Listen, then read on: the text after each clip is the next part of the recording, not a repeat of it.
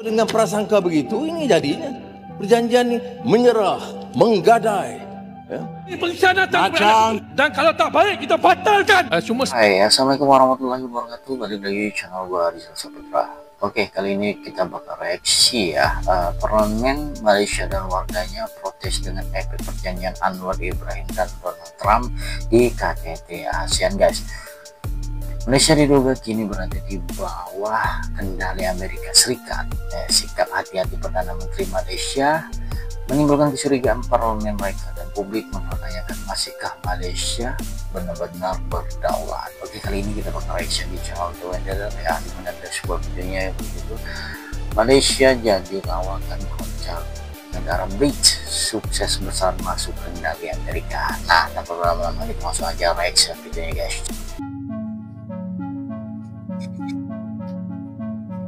DPR Malaysia buat perjanjian dengan Amerika, guys. Di masa depan nanti yang berhormat akan menyebabkan sesuatu yang dipertanggungjawabkan oleh anak cucu masa depan kita. Kalau dia tarik kebal kita di negara asing, kita tarik kebal dia di sini. Menteri bagi taklimat 2 jam sebelum. Berhenti! Aduh. Udah berkali-kali dibilangin, jangan berkelahi, jangan berantem. Berantem lagi. Jadi kalau dengan prasangka begitu, ini jadinya perjanjian ini menyerah, menggadai. Ya. Jadi penjajahan baru, tak ada Tan Sri. Ini pengkhianatan dan kalau tak baik kita batalkan. Cuma semalam baru saja kita selesai ASEAN dan APEC, Duta Amerika di Malaysia telah mengeluarkan bukanlah ancaman tapi teguran kepada kita. Kalau Malaysia langgar garis merah, hati-hati. Hati-hati, Amerika akan bertindak balas dengan apa yang telah kita tanda tangan. Want to go to Malaysia? Yeah, there we go. Come on. Dampak perjanjian antara Anwar Ibrahim dan Donald Trump kini mulai terasa setelah berakhirnya KTT ASEAN, seperti badai yang datang usai pesta. Tetangga tampak berada di bawah kendali Amerika Serikat. Tak heran jika di KTT APEC Korea Selatan, Xi Jinping terlihat enggan menyapa Anwar.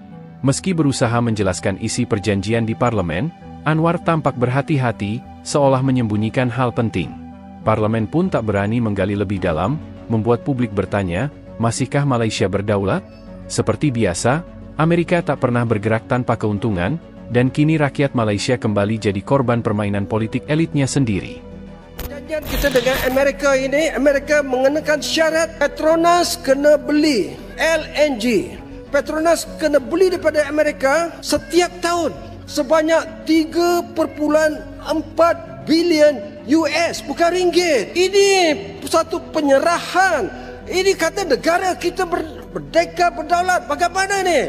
Yang amat berhormat Tambun, apa sudah jadi kepada ini? Kita berdeka, tapi hari ini Trump datang yang menjahannamkan Gaza, bumi Palestin. Kita sambut mereka dan kita serahkan kekayaan kita. Ini pemunggahan. Ini pemunggahan harta negara miskin Malaysia ke Amerika. Saya kritik. Saya tak tahu apa jadi pada saya selepas ini. Tapi saya tidak setuju. Bagaimana ada syarat Amerika kenakan bahawa ikut perjanjian kita mesti jual nadir bumi kita ke Amerika. Tiada siapa boleh menghalang. Mana boleh dia mengenakan syarat sedemikian. Ini yang perundang ini, Menteri MITI ini, apa yang mereka runding ini penggadaian negara kita. Ini memalukan. Kena jawab di sini. Kita memang ada sopan santun, berbudi bahasa, tetapi tanpa sebutir bom, tanpa senapang, Trump turun ke bawah ini. Kita menyerahkan ekonomi kita, menyerahkan kekayaan negara kita 1 trilion ringgit. Sedangkan setiap tahun kita berhempas pulas. Lembaga hasil dalam negeri kena cakutip, custom kena kutip. Semuanya nanti kita bagi kepada Amerika. Petronas bergaduh dengan setengah negeri, tak bayar royalti pada Kelantan, tak bayar royalti kepada Terengganu, mungkir pada Sabah, mungkir pada Sarawak. Kita bergaduh sama sendiri, tapi berbilion kita bagi pada Amerika. Saya memuji ucapan daripada ahli parlimen Pasir Gudang tadi yang berada di blok kerajaan. Tetapi beliau seorang yang jujur, yang berhujah dengan fakta, dan beliau telah mendedahkan satu perkara yang sangat dahsyat. Dengan kehadiran Trump di Malaysia ini bukan sahaja mengguris jiwa dan perasaan saudara-saudara kita di bumi Gaza kerana disambut dengan begitu meriah dengan tari menari dan sebagainya, dan yang paling besar kesannya apabila Malaysia menandatangani perjanjian untuk membeli LNG gas asli cecair, beli daripada US. Kita negara pengeluar gas, kita negara pengeluar minyak, kena bayar 3.8 bilion USD. Hampir 20 bilion setahun kita kena bayar kepada US untuk hanya semata-mata beli gas asli cecair. Dan yang lebih berat lagi, dalam perjanjian itu juga mereka berhak membeli REE daripada kita. Sedangkan REE ini dasarnya belum lagi kita final dalam negara kita.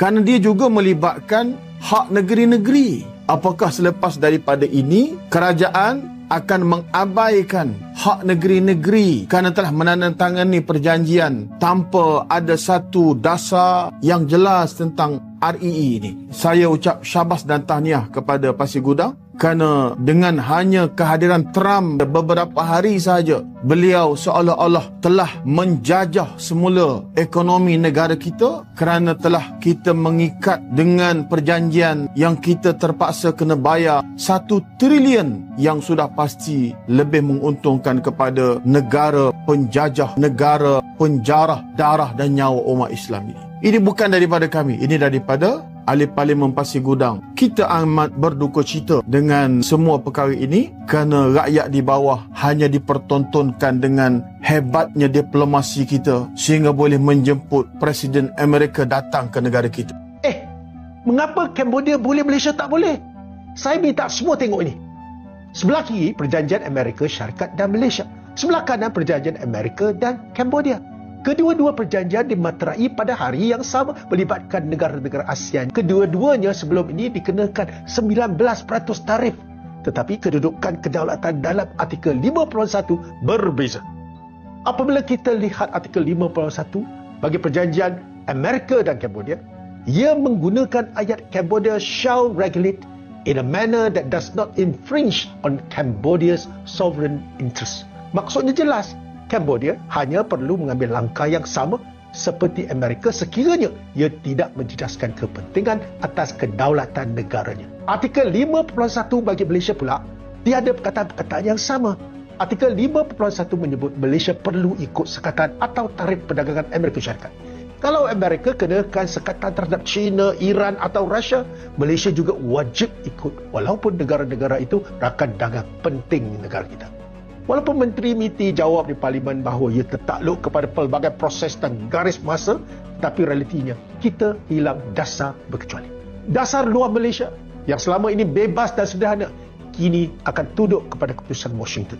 Maka kita terpaksa tanya, mengapa Cambodia boleh mempertahankan kedaulatan mereka dalam perjanjian dan kita tidak boleh? Adakah kita dibuli oleh Amerika Syarikat? Saya tidak menyalahkan mana-mana pihak termasuk penjawab awam ataupun sesiapa saja, tetapi persoalan ini harus dijawab.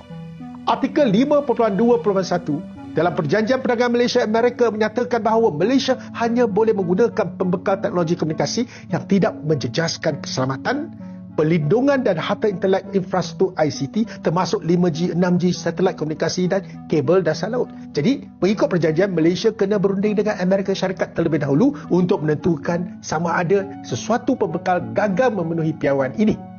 Memandangkan Amerika Syarikat telah pun mengharamkan ZTE dan Huawei dari China atas alasan keselamatan, persoalannya sekarang, adakah U-Mobile akan terpaksa batalkan perjanjian mereka untuk menggunakan teknologi Huawei dan ZTE yang biasanya 20% hingga 40% lebih murah berbanding pembekal negara barat bagi pelaksanaan rangkaian 5G kedua Malaysia seperti diumumkan pada April 2025 yang lalu?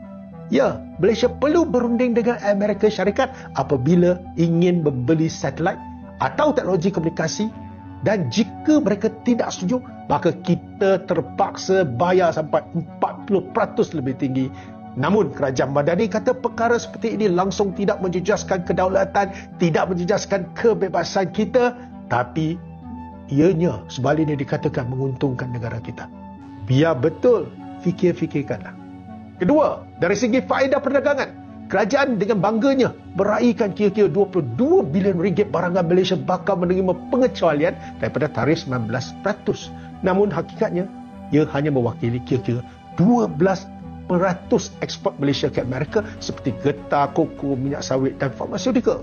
Sebaliknya, kalau kita lihat apa yang mereka dapat, kira-kira 65% hingga 90% ekspor Amerika ke Malaysia bernilai kira-kira 75 bilion ringgit kini diberi akses mudah dan keutamaan pasaran di Malaysia.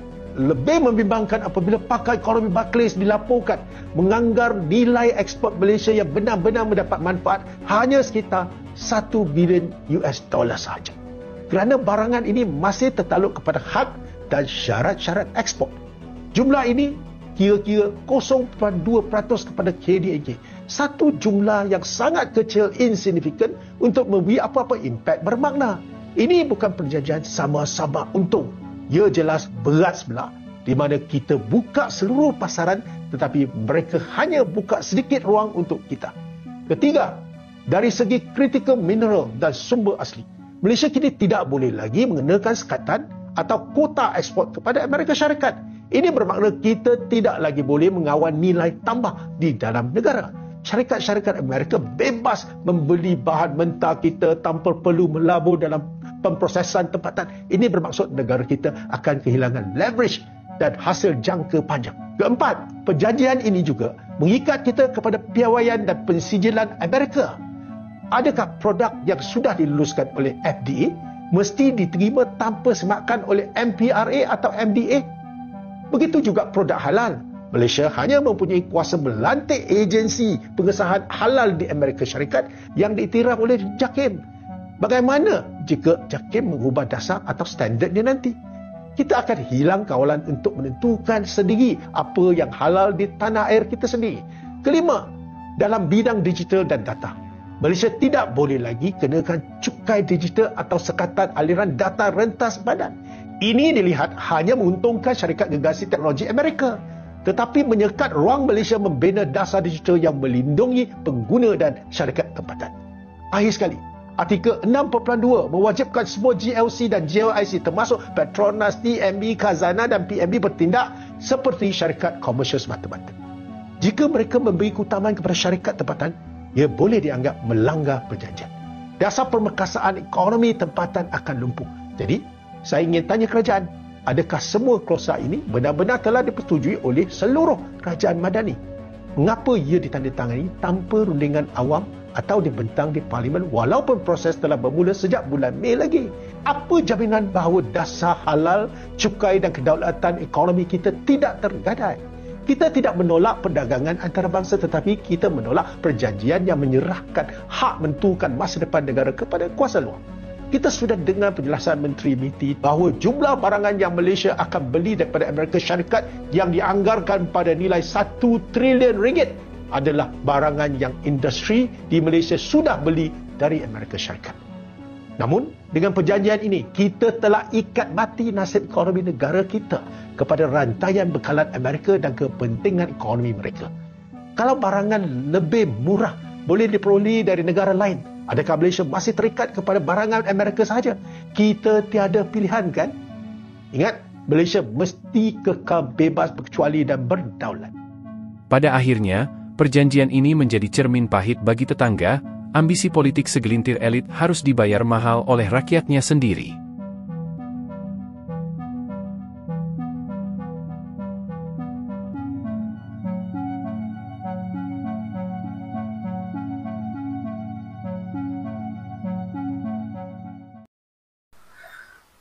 Oke teman-teman, gimana menurut kalian tentang video kita reaksi tadi ya?